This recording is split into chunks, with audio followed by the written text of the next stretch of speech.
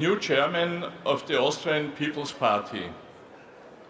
This is a very special day for me, and I have seen quite a number of special days over these last few months. If someone had told me on New Year's Eve that I would come to Valencia as leader of the ÖVP and federal chancellor, I would have declared that person insane. Or, as my father put it, our local soccer team is more likely to win the Champions League than you are to become chancellor. Well, he was proven wrong, at least in one respect. Our soccer team is still playing in the district league.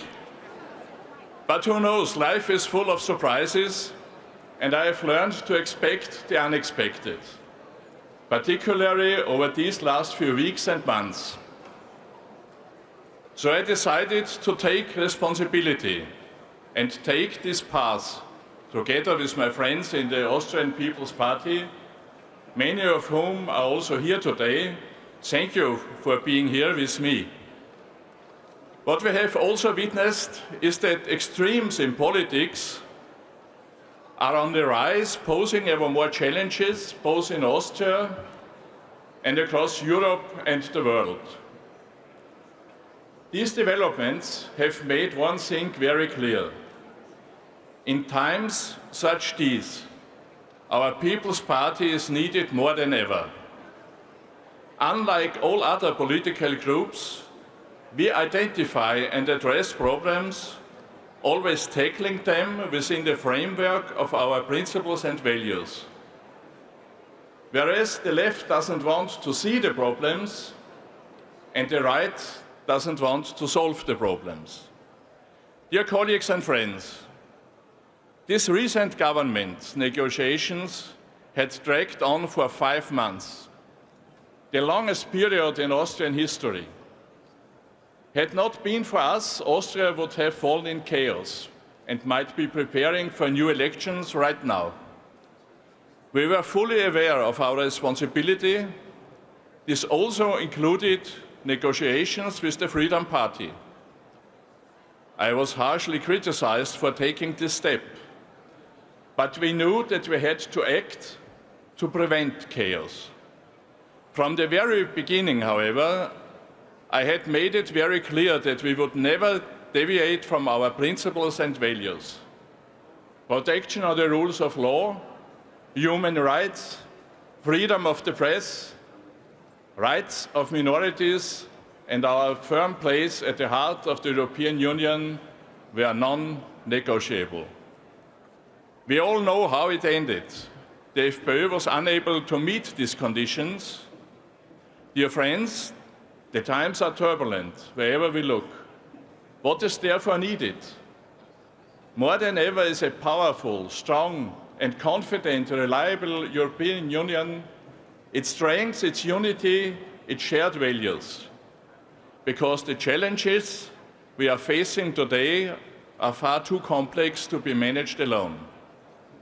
Only together we will be able to safeguard our prosperity and competitiveness.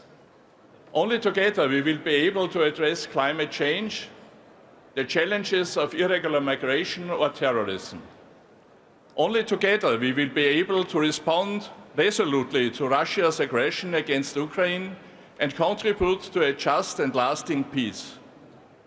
Let's never forget that unity is our greatest power. But one thing is also clear. We must turn words into deeds. Enormous challenges lie ahead, challenges to be addressed and solved. First, migration, irregular migration, must be stopped once and for all. Although we have made significant progress in these last few months, far too many irregular migrants are still making it into the EU every single day. But we are finally on the right track. Also thanks to the European Commission and especially the Commissioner Magnus Brunner, who is running for EPP Vice President. Magnus Brunner is the essential driving force behind these new, more appropriate approaches in the EU migration policy. With him, the EPP can ensure that we make progress on managing migration. May I use this opportunity to ask you to support his candidacy. Thank you. The second key topic is Europe's competitiveness. In Austria, we are the third year of recession. Our economy is struggling with high energy prices and too much red tape. Instead of making the best rules, the EU must again make the best products. Especially when our transatlantic relations are being put to the test, Europe needs to reinvest into its own strengths and work on its strategic autonomy. Because for far too long have we outsourced our security to the USA, our energy supply to Russia, and our prosperity to China. The new initiatives taken by the European Commission to reduce these dependencies are going in the right direction. The Competitiveness Compass key initiatives to strengthen our European defence industries or new free trade negotiations with India and the United Arab Emirates, to mention but a few. I am confident that we will succeed with important EPP members in central positions, especially Ursula von der Leyen as President of the European Commission and Manfred Weber as President of the EPP. And with Friedrich Merz, the right man will soon be leading Germany, because a strong Germany will be good for Europe. Dear friends, times are indeed challenging, but also full of opportunities. I always say, never waste a good crisis. And this is what we should do. Let's join forces and turn this crisis into an opportunity. Especially when times are rough, it is the European People's Party that needs to take responsibility and turn the tide. Together we will lead Europe through these turbulent times. Thank you for your attention.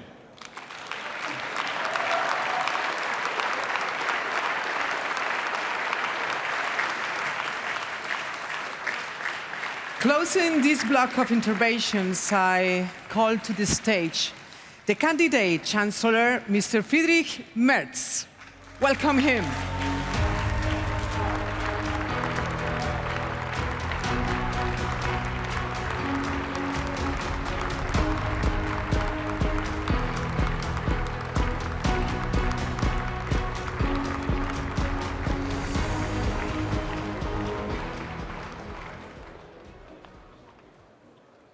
Dear Manfred, dear Ursula, dear Roberta, members of the EPP, friends and colleagues, many thanks for your warm welcome and many thanks for your hospitality here in Valencia. I'm very happy to be here and hopefully last time as the opposition leader from Germany.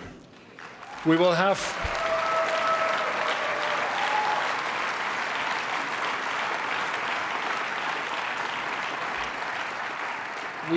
our Chancellor elected next Tuesday in Germany's parliament. And the Social Democrats will finalize their vote within their party tonight. And we all hope that we will have their approval tomorrow morning, so the way will be free to elect a new government next week, precisely that time. But until then, you have to make your decisions on the presidency of the EPP today and tomorrow, and that's the reason why I would like to advertise first for our candidate, who is our president, Manfred Weber, and who is the deputy,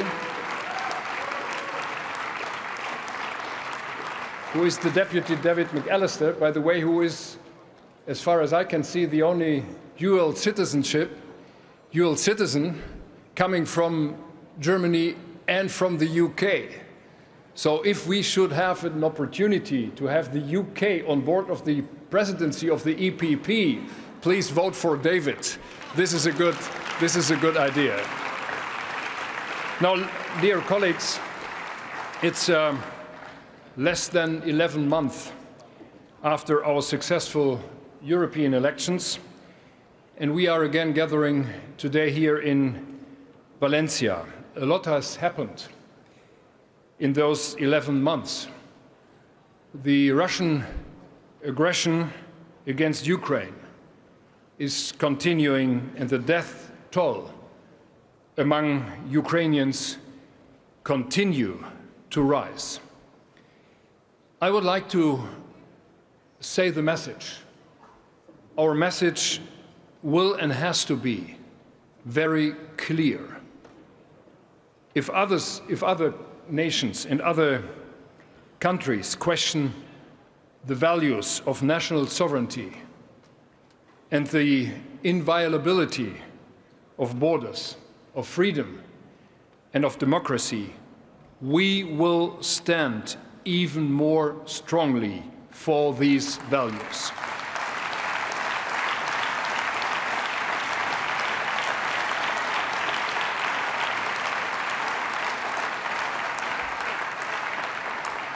And at the same time, a new US president has been elected to the White House, putting our important transatlantic alliance to a test, both in terms of security and defense, but also when it comes to trade and more generally the cohesion of the so-called West. This, dear friends, is why I'm convinced that this is the hour of Europe, more precisely the European Union. The challenges we are faced with surpass our ability to deal with them alone on a national level. For our freedom, for the future of our societies, we have to act together more than ever before in taking common positions and speaking with one voice, especially by organizing our defense in a way that is much more effective and that raises our defense capabilities to a new level. That means we must be pragmatic when it comes to military procurement, and we have to agree on joint development in new projects and ramp up production fast. All this should happen within the framework of NATO, our Western alliance, but we Europeans must also be able to defend ourselves better than in the past. This is not optional. This is a precondition for preserving freedom and peace on our European continent.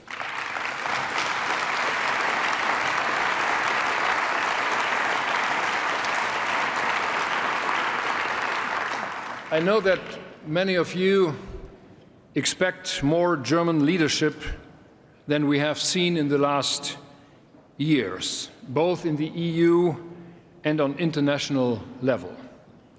Next week, as I said, Germany will have a new government. And I tell you, we will and we have to invest a lot of energy more into moving Europe forward. And as I told you in Bucharest last year and in Rotterdam the year before, I'm decided to take more initiatives, to take more time on international affairs and especially on European affairs together with you. And in this respect,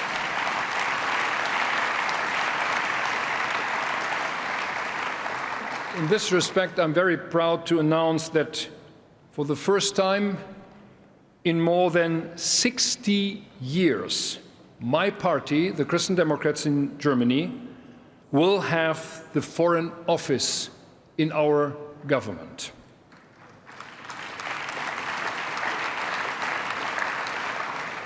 In addition to the issue of defense, we are facing other challenges. And, dear colleagues, let's not underestimate them. The US tariffs threaten to plunge the world into a new age of protectionism. Therefore, we must revitalize the conviction that free trade with the world carries benefits for all. Economy and trade are not zero-sum games. More than ever, we should conclude ambitious and comprehensive trade agreements. And I would like to say from this place, full support to you, Ursula, and your Commission, to all your efforts to come to more free trade agreements in the world. Full support from our future German government. And please, we should not overburden these trade agreements with too many other issues that are not directly trade related.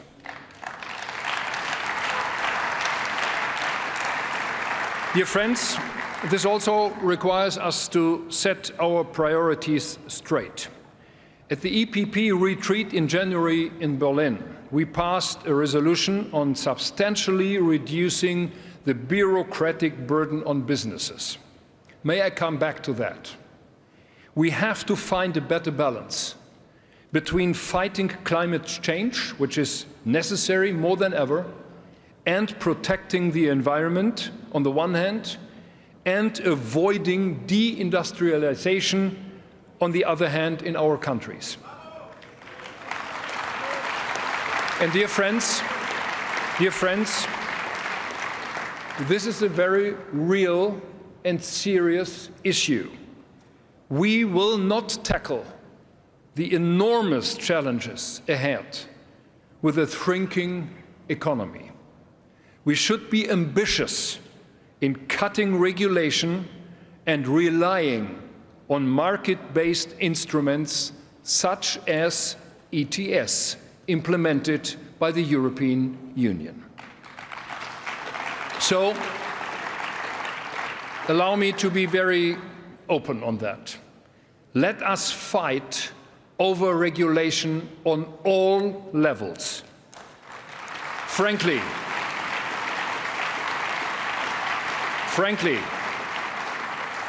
when I read that after we are annoying people with fixed bottle caps or beeping cars, now we will ask people to have their cars checked every year instead of every 2 years. Frankly, are we out of minds? Do we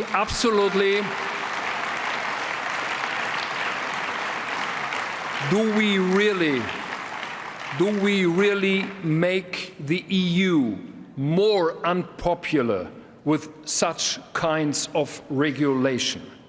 This is all over German media actually in the last few days, and that's the reason why I'm telling you, let's not destroy popular vote for our great European Union and our great European project with such nonsense.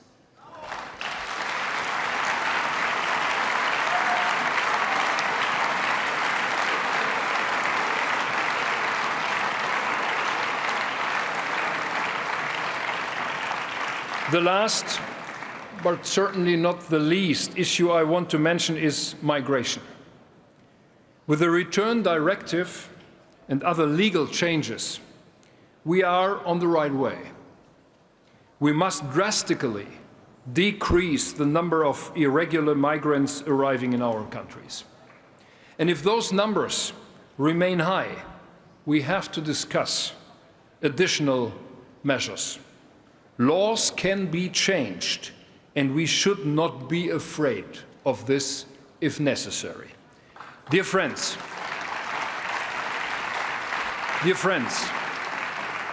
the EPP now today is the strongest political force in Europe, in the Council, in the European Parliament, and in the Commission. That means our leadership is more important than ever before.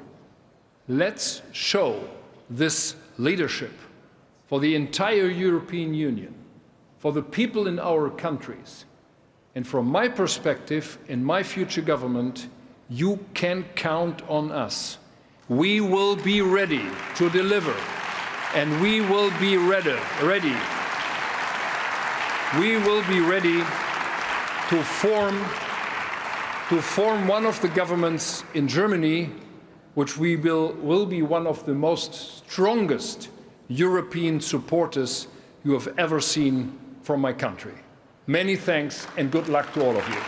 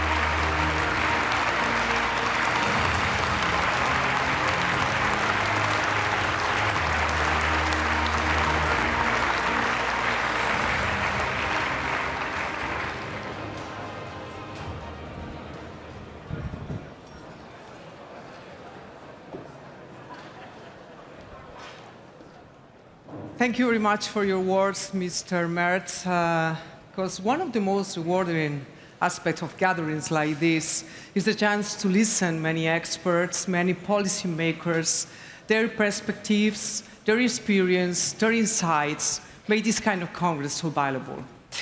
And now it comes my second special time at this Congress, because I give the floor to a man who is a crucial Spanish politician whom Spain needs at this moment. He's our present, he's our future, and I'm sure very soon he will be our next president of Spain. So please welcome, well, he has a little bit, well, a flaw like me. He's from Galicia, so he has a very weird sense of humor, and this is a flaw, but please welcome with a big round of applause the President of Partido Popular and co-host by this Congress, Alberto Núñez Feijóo.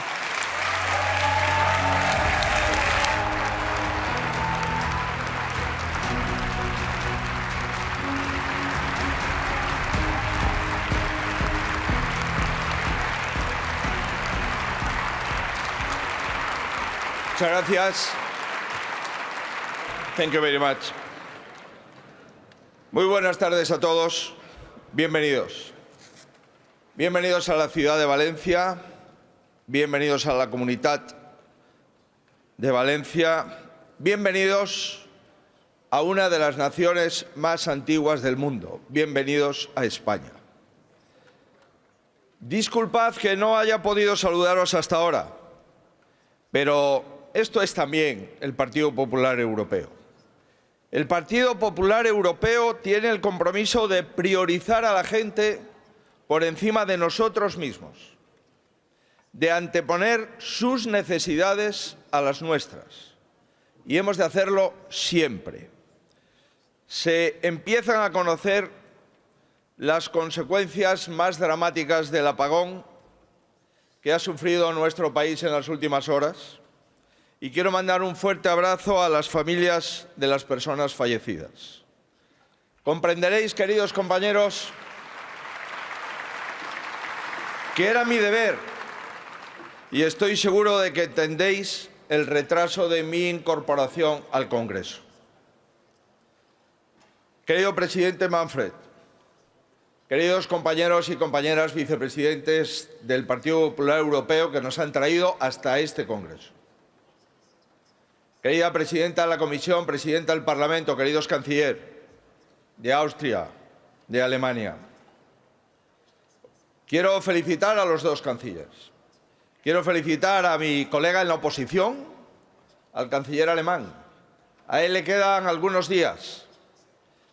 Pero, como podéis comprobar después de escuchar al canciller alemán, la oposición es un lugar donde se reflexiona, es un lugar donde se aprende, es un lugar donde se hace política útil y por eso el canciller de Alemania hasta ahora en la oposición será el mejor canciller que va a tener Alemania en las próximas décadas.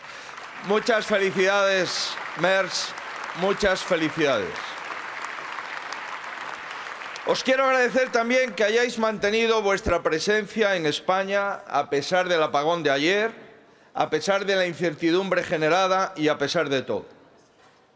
Os lo agradezco de verdad, de corazón, como español. Gracias.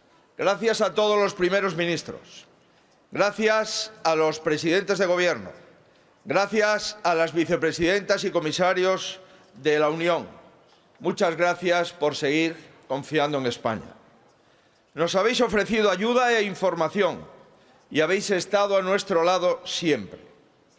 España se lo merece esta gran nación y sobre todo se lo merecen todos los españoles que ayer, en medio del caos y en medio de la incertidumbre, volvieron a dar una lección de civismo y de ejemplaridad.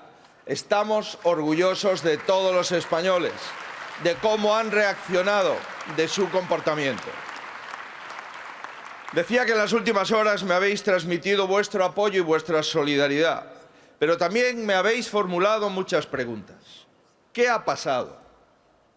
¿Qué ha ocurrido? ¿Puede volver a repetirse? Me gustaría daros respuestas a esas preguntas, pero no puedo hacerlo. Y no puedo hacerlo porque la información oficial de la que disponemos en este momento no es clarificadora ni contrastada. No obstante, estoy convencido de que todo se sabrá, de que el Gobierno español tendrá que ofrecer las explicaciones que le debe a los ciudadanos, pero también que le debe a toda Europa. Y de que saldrán a la luz, nunca mejor dicho, las vulnerabilidades que sí o sí debemos de combatir para que nunca más este país colapse como lo ha hecho en las últimas horas. Por supuesto, insisto, os agradezco vuestra colaboración en esta tarea, porque la participación independiente de las autoridades europeas será clave para saber la verdad. Todos sabemos que lo ocurrido no puede abordarse como una simple anécdota de escasa relevancia. Tiene una enorme gravedad por sí sola y es crítico porque se ha producido en un momento crucial para la Unión Europea y para el continente, en el que no podemos infravalorar la vulnerabilidad que ha quedado al descubierto. Con el reto de la defensa, de la soberanía energética y de la autonomía estratégica ante todos, es crítico saber que ayer se paró la cuarta economía del euro cuando parecía imposible. ¿Quién va a asumir las responsabilidades? Y sobre todo, ¿qué decisiones se van a tomar o se van a reconsiderar para proteger nuestra nación? Uno de nuestros retos colectivos es diseñar una Europa firme, una Europa autónoma, una Europa competitiva. Y me comprometo ante ustedes, ante los primeros ministros europeos, me comprometo ante el primer partido de Europa, el Partido Popular Europeo, me comprometo como español con el conjunto de los ciudadanos europeos a que vamos a trabajar sin descanso para que España vuelva a ser un país fiable dentro y fuera de nuestras fronteras. Me comprometo a que construiremos una España fuerte para tener una Europa más fuerte. Y por eso os digo Para finalizar, otra vez, gracias. Mañana seguiremos trabajando. Hasta mañana. Muchas gracias.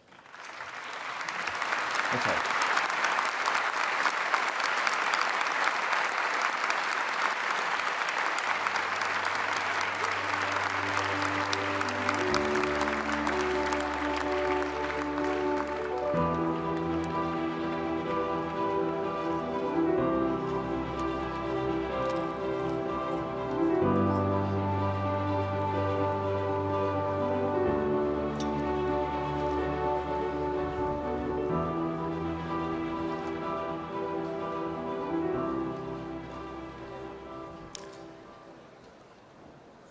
Thank you very much for your words, Mr. Núñez Feijóo. And now, ladies and gentlemen, dear delegates, it's now another special moment. It's my privilege to welcome a woman whose remarkable commitment, strong leadership, ambition for Europe's future continue to inspire all of us. I admire her, and join me in giving her a warm and enthusiastic welcome with a big round of applause. Mr. Ursula von der Leyen, the President of the European Commission.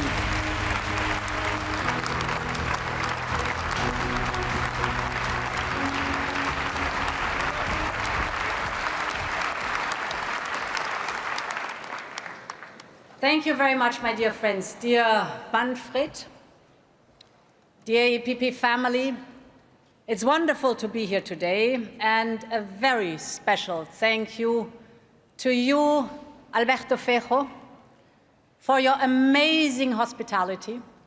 You have organized this incredible Congress at a really important time.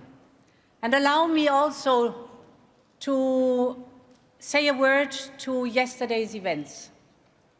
Yesterday, citizens across Spain and Portugal and parts of France faced an unprecedented power outage.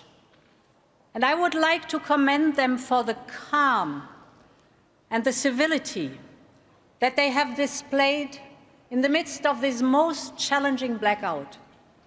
They've shown collective responsibility. They've shown solidarity with the people that suddenly found themselves unable to go home. And let me in particular thank the police, the firefighters, the traffic controllers. In all countries, they've been working under immense pressure to protect the citizens and to maintain the order. Gracias e obrigada a todos.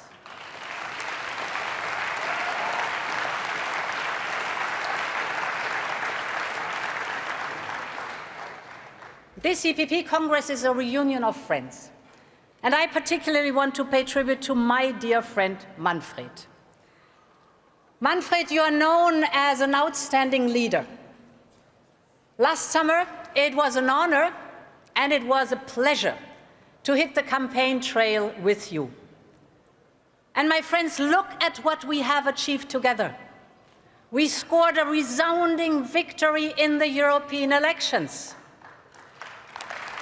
We are by far the largest group in the European Parliament.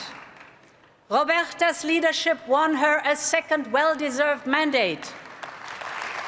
And we have one of the largest EPP teams ever in the European Commission, and it's great to see so many of you here today. Dear Manfred, you have made EPP strong. And a strong EPP means a strong Europe.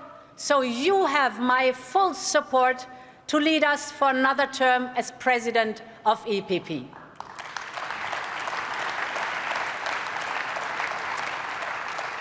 And let me also thank you for choosing Dolors Montserrat as candidate for the Secretary General.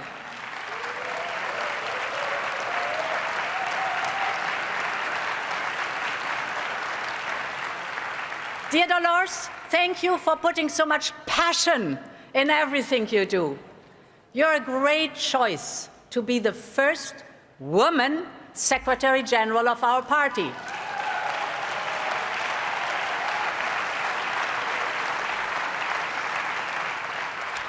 And I think Roberta will agree with me when I say other parties speak of gender balance. We, EPP, we deliver on it. And dear friends, just over a year ago, I stood in front of you in Bucharest to ask for your support. And I remember sharing with you the lesson of my father, that Europe is more than a market. Europe is more than a set of institutions. Europe is more than a union. Europe is our home. And our first mission is to protect the place we call home. It is about prosperity. It is about security. It is about democracy. And this is what we as EPP have promised to the people of Europe. And they have entrusted on us to deliver on this promise, because they know leadership that is equivalent with EPP.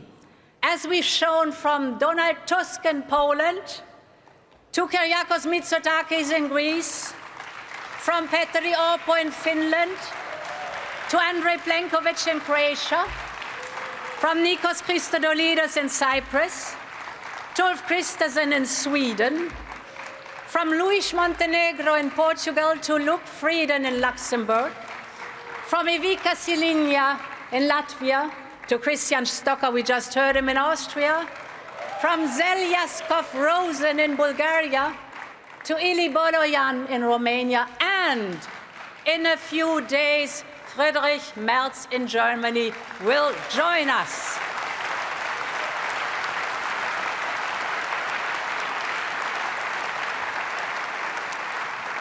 And my friends, all of you here, from ministers to mayors, from European Parliament to local government, you know the simple truth. With greater power comes greater responsibility. And my friends, today is also the day to say again very clearly, we are willing to take on this responsibility. EPP means leadership, and we will deliver for Europe on all levels. That's our promise.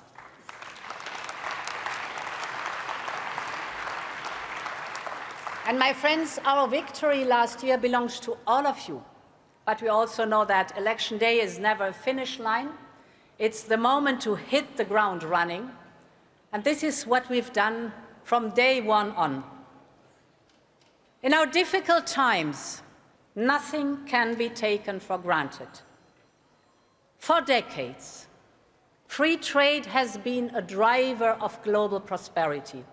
It has lifted billions out of poverty and sustained the livelihood of millions of European families. Now, global markets are shaken by the unpredictable tariff policy of the US administration. US tariffs on the rest of the world are at their highest in a century. The IMF issued a stark warning last week, and that is no surprise, because tariffs are like taxes. They hurt consumers and business alike. They affect Wall Street as well as Main Street. Millions of citizens will face higher grocery bills. Medicines will cost more. Transportation will cost more. Inflation will go up. And this is hurting, in particular, the most vulnerable citizens. Business, small and big, suffer from day one. Greater uncertainty, disruption of supply chains, burdensome bureaucracy. My friends, we cannot and we will not allow this to happen. We have to double down on our hallmark policies of open markets, of win-win trade and investment partnership, and of free and fair trade. But in every crisis, and Christian Stocker, you said it, in every crisis there's also an opportunity. Not only is our single market the largest in the world because of its openness to the world that is so much greater than that of the United States and China. But we are also world champion in export to GDP. So our companies need the global markets. And in this moment of crisis, it pays off that Europe is reliable and predictable. We have already the largest network of free trade agreements with 76 countries around the world. Now the world of trade is turning towards us. And Friedrich, you mentioned it. Since last year, we've concluded a new wave of trade deals from Mercosur to Mexico to Switzerland. We're working with India and Indonesia, with the Emirates and Thailand, the Philippines and Malaysia and the Pacific. They all want to deal with us because we are fair, we are reliable, and we play by the rules. So, my friends, let's stay the course, cool-headed and united, because that's who we are, and that's the European way of trade. Let's stick to that. But the key to our prosperity is to put our own house in order and to make business easy right here in Europe. Our single market is a safe harbor for European businesses, a place where they can grow strong before they set sails on global markets. But we've discussed here today, too, the vitality of the single market is held back by too many national barriers, too much fragmentation, too much bureaucracy. And that's why we introduce the now famous omnibuses to simplify and to speed up.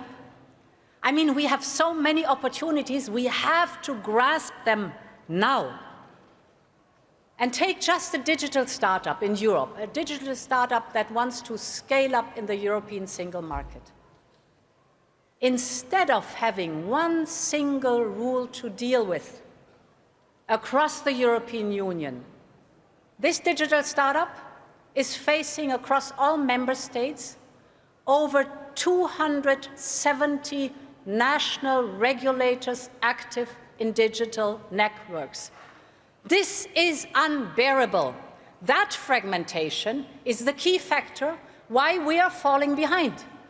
If we remove all obstacles inside our union, we could boost our own GDP as much as 10%. So, my friend, it's time to break the chains. Europe was once the cradle of innovation. We want to be it again. Let's free up European innovation, and let's boost again the entrepreneur spirit of Europe. That is the EPP task we have ahead of us now, and we will deliver, my friends.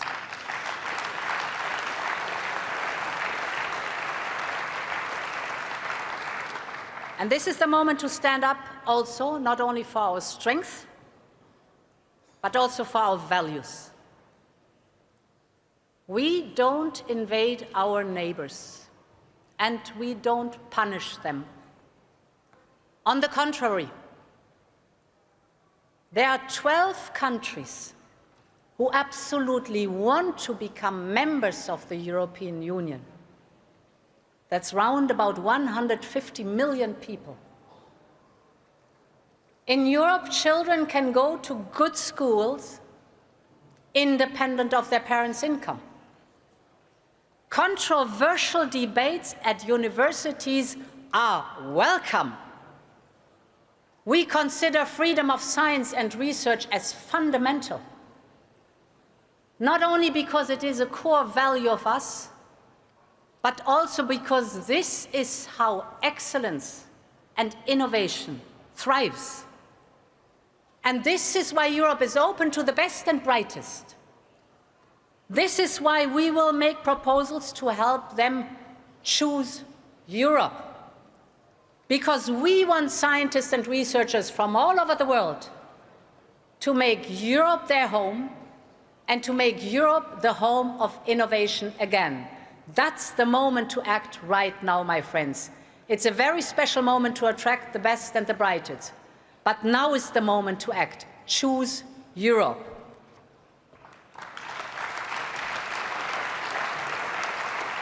And my friends, we must continue to deliver on what matters to the people of Europe. Food security is key to our overall security. And we must always be grateful to our farmers who provide us with quality food every single day. They are the custodians of our land and our most ancient traditions. But we also know that their job is of key strategic importance. So, their hard work must pay off. Farmers deserve a fair income for the food they produce and a level playing field with global competitors. Last year in Bucharest, we discussed to provide them with better incentives, better rewards for protecting nature, and much less administrative burden. And now, my friends, we have to deliver this, we have to get it done. And from the beginning, I have emphasized that migration is a common European challenge that needs a common European answer. We are following a twofold strategy. First, we have to take control of the numbers of illegal arrivals. It is important that migration does not happen at a faster pace than our communities can keep up with. And to be very clear, we will fulfill our international obligations. We've done it in the past, we do it today, we'll do it tomorrow. But it is us, the Europeans, who decide who is coming to Europe and under what circumstances, and not the smugglers and traffickers. Since the start of this year, illegal border crossings have gone down by 30%. And this shows that our engagement with our southern neighbors delivers. And we will continue this work. And second, we have to implement the Migration Pact and Asylum Pact. We have a new body of law that helps us to put our house in order. Let's focus on doing this. And we need better results on return. My friends, it cannot be that only 20% of those who have a negative asylum decision actually leave Europe. This is why we cannot go on like this. It's way too low, the figure, and we cannot explain it to our citizens. We must do better. And this is why last month we proposed new legislation, because being tough on illegal migration allows us to pave the way for much-needed labor migration, because Europe should always be open to more talent and more skills. And finally, dear friends, security for Europe also means doing our own defense. The threat posed by Russia will not go away. And we know that the American focus will increasingly shift towards other regions. So there is no doubt peace in Europe requires that we take much greater responsibility for our own defense. And already at our Congress in Bucharest, we discussed to turbocharge our defense industrial capacity. But no one could imagine how much we'd achieve in a short span of a year. Up to 800 billion euros of investment are now there for our common defense. All 27 member states are on board. New defense partnership with Norway and soon with the UK. We've done more as EPP for European defense in a single year than in several decades. The EPP has always been the party of European defense. And today we are the party that is delivering on the European Defense Union, my friends.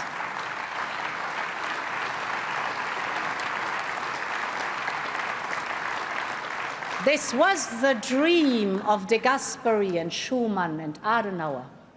And now their dream is coming to life. And the people of Europe are massively in favor.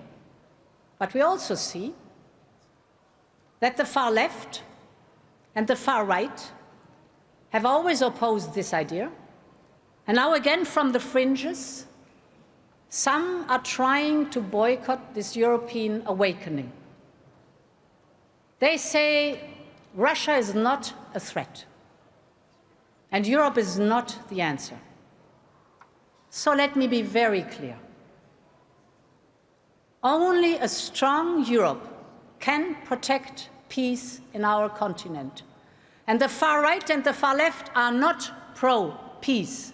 They are just pro-Putin. And we will not allow this to happen.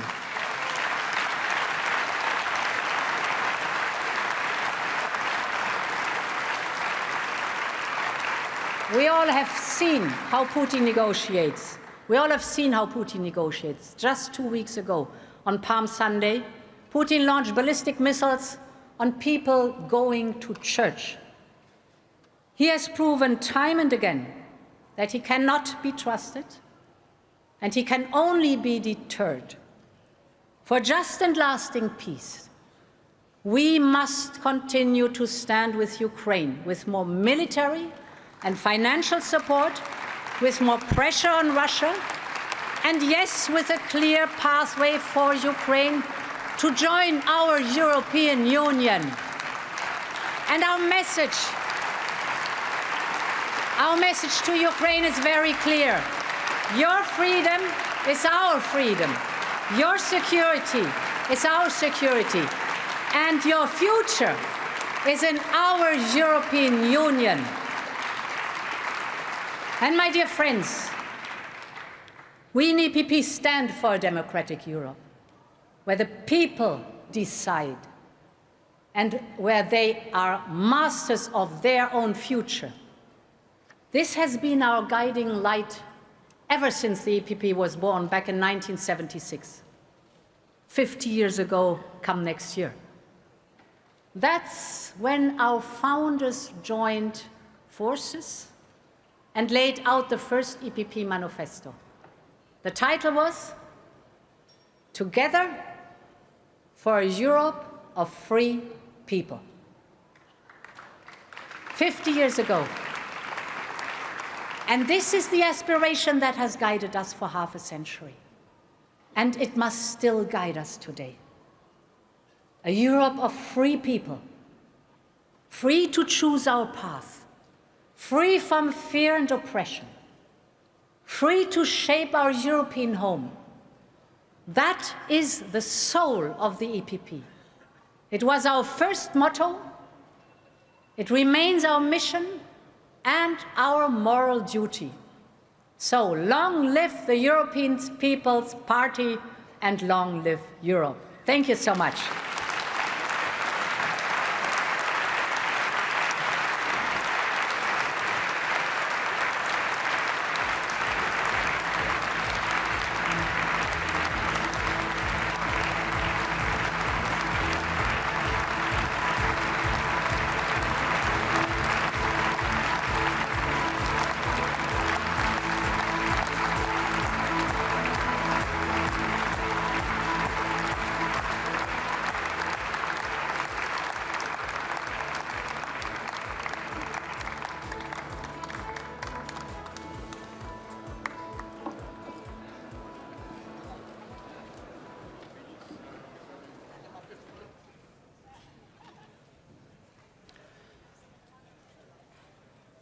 After the awards, thank you very much, Mr. von der Leyen, Ms. von der Leyen.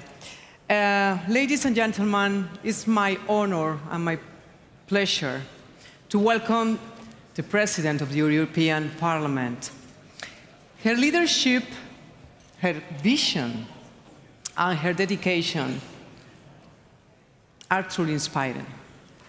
So please, let's welcome with a big round of applause, but louder than me,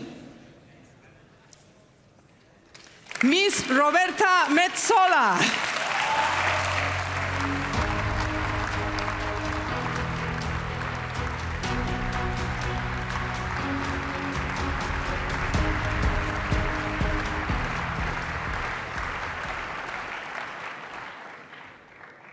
buenas tardes. Querido Alberto, antes de empezar te agradezco tu coraje, tu amistad y tu liderazgo. Muchas gracias por recibirnos en la hermosa ciudad de Valencia. Yo estaba en España cuando se produjeron las terribles inundaciones del pasado mes de octubre. Y aunque he vuelto a tu país desde entonces, es realmente muy especial para mí estar hoy aquí y poder expresar mi solidaridad en persona.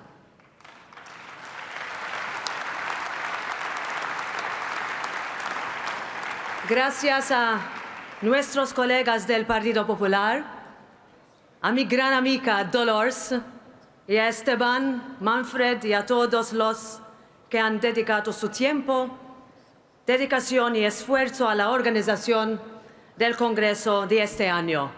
Thank you to you, Manfred, and to all the EPP team for bringing us here today.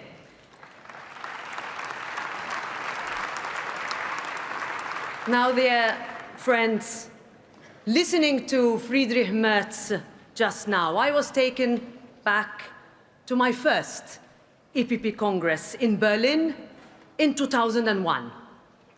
I was a student then, campaigning for my country to join the European Union, arguing over amendments to resolutions in late-night hotel corridors. It feels like a lifetime ago, but the passion, the drive that I first witnessed then, I can still see shining here today in all of you and in all the young people who are here today at their first EPP Congress. I can tell you now, this will not be your last.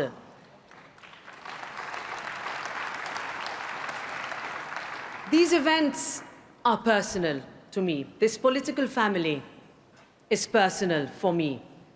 Since those days in Berlin, we have won together, we have changed together, and we have lost, come back, and we have stuck together. And throughout all that, we have never lost track of our raison d'être, of our drive to make Europe stronger, to protect our way of life, to stand up for our families, for our farmers and our industry. When Europe asks questions of us, when we stand at these cliched, metaphorical crossroads, it is within our values that we find the answers. That is what we do. That is the basis of our political culture. Pragmatic, studied, moderate, principle-based leadership. That is what the EPP taught me. That is what I see personified in Manfred Weber. Dear Manfred, thank you for your drive, for your commitment, your leadership, and for always being there for all of us, no matter how difficult the moment became. Thank you, Manfred. That is what I see in Ursula von der Leyen and our commissioners who, over the years, dear Ursula, you have navigated impossible geopolitical challenges, but you've done it with strength, with grace, and with purpose. Thank you for standing up for us and for Europe.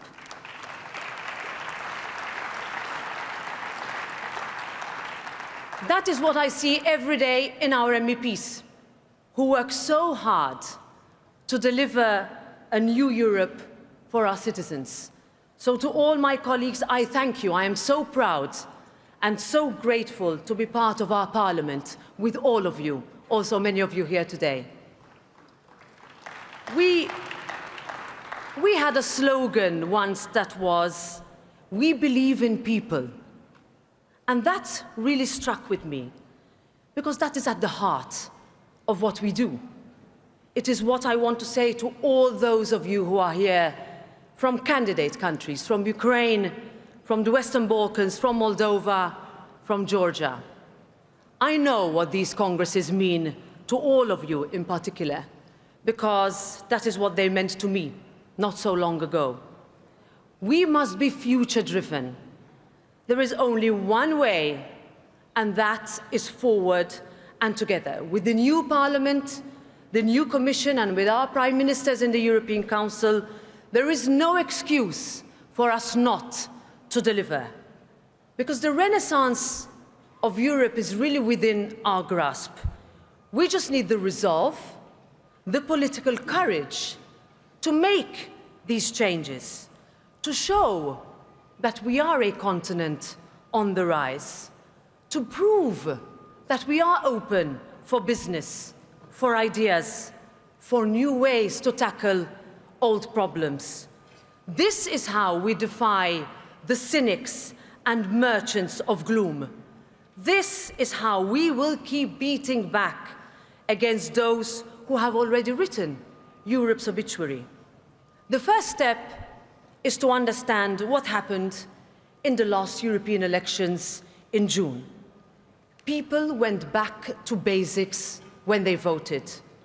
Number one, people want economic security. They want a job, they want a chance to grow and scale up their business, a fair chance to get onto the housing ladder that becomes more and more elusive every year, particularly for younger people.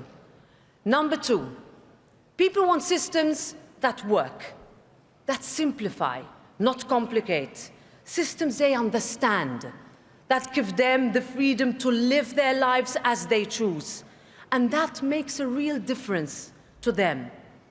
Number three, people want safety and security. They want their children to be able to walk in the street without fear. This is the kind of peace of mind that would allow them to sleep a little bit easier. I can tell you, as a mother of 4 children, that is what I would like to. It is not too much to ask, and it is not too much to deliver. And I can assure you that in the European Parliament, and with all the MEPs who are here today, we are committed to getting it right during this legislature. Over the past months, since the Parliament voted for the new Commission, we have listened, we have prepared, and we have responded. For years, we have heard the same old story, that Europe is too slow, Europe is too divided, Europe is too bureaucratic. But my friends, I'm here to tell you that I know that Europe is strong, Europe is proud, and Europe will grow from strength to strength. Just look at how far we came on our collective security and defense. It is our family that is leading the way here. Poland, Latvia, Greece, Finland, Romania. These are the EU countries investing the largest share of their GDP into strengthening our security structures. Because this isn't just about reacting when a crisis erupts. It is about having the foresight and the courage to take the kind of measures needed to prevent it from happening. Russia's illegal war on Ukraine brought that horrifically home to us. We cannot waver in our support. We must keep standing with our friends in Ukraine until a just and lasting peace is secured. Not out of altruism, but out of a duty to keep our people safe, out of our responsibility to make sure that we help secure a real peace, peace with justice, peace with dignity, peace with integrity, and based on the ultimate principle of nothing about Ukraine without Ukraine.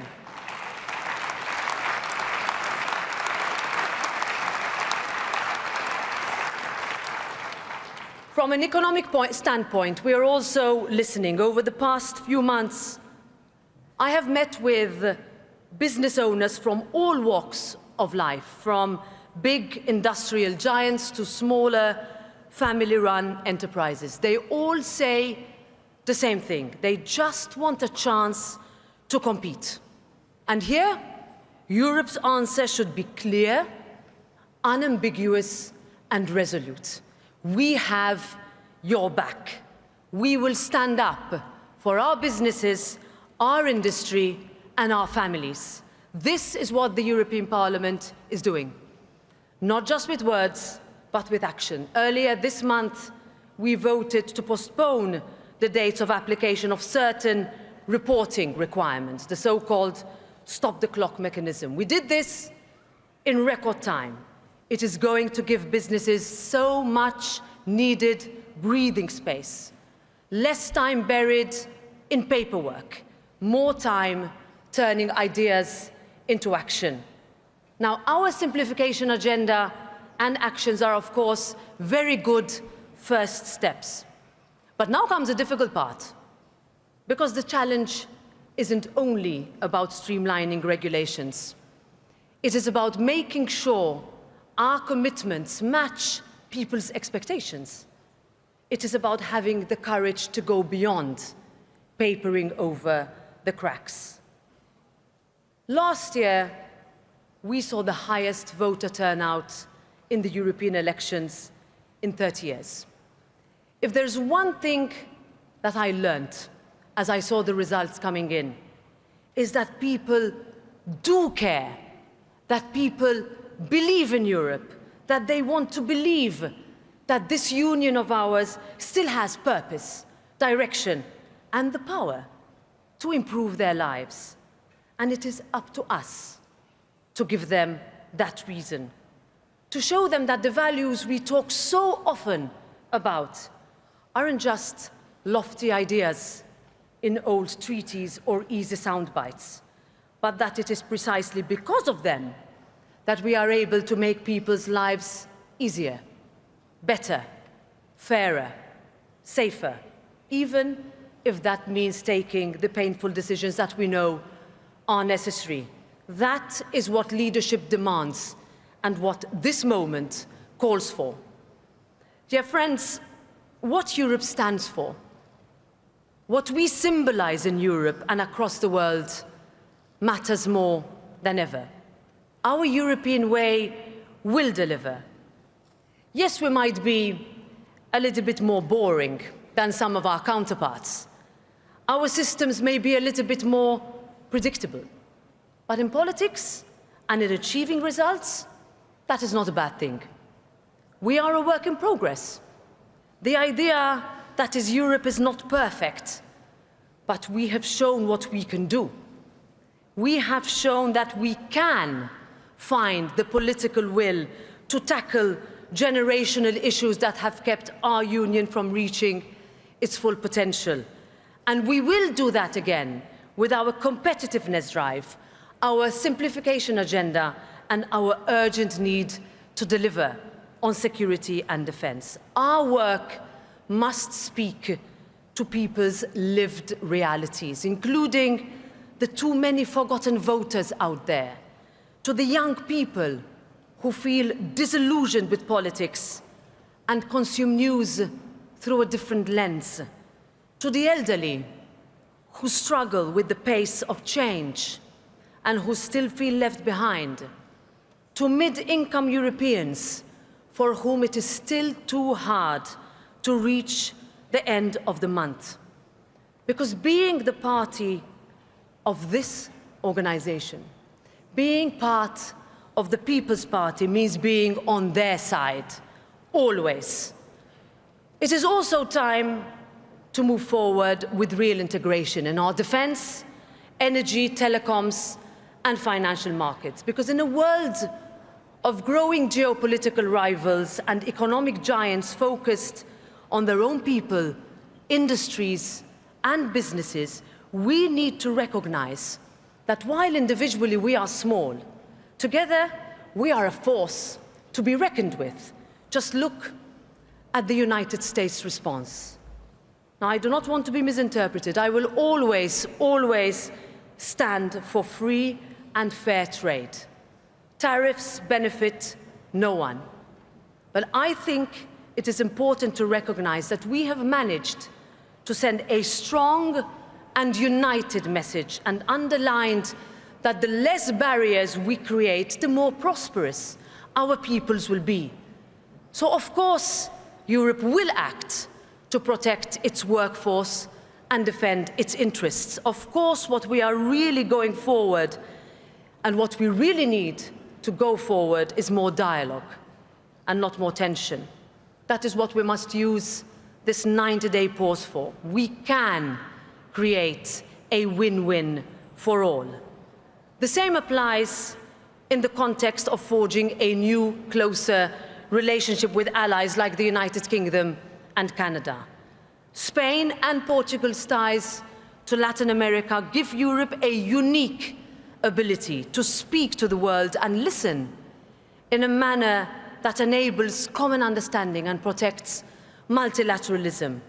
The times we are living in today mean that we need to get used to doing things differently, to adapting, to challenging perceptions.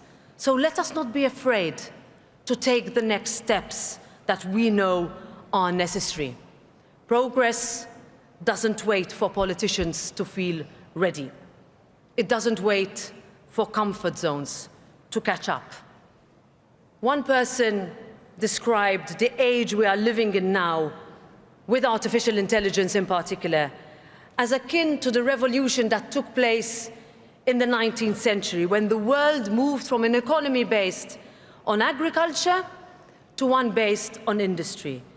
It is that big, that transformative, and that critical. And it's already happening. So we must be ready to face the inevitable pressure in the confrontation between autocratic AI and democratic AI. I want Europe to lead in this space, and I know that means giving our businesses, our researchers, our engineers, our coders, and our patent holders the room and the support that they need to compete, to innovate, and to grow. Dear friends, I will conclude by thinking back to last weekend. Like many of you, I had the honor of being in Rome last Saturday to attend the funeral of His Holiness Pope Francis. In remembering his extraordinary life and legacy, I would like to quote one of his most powerful teachings. If we want security, let us give security. If we want life, let us give life. If we want opportunities, let us provide opportunities.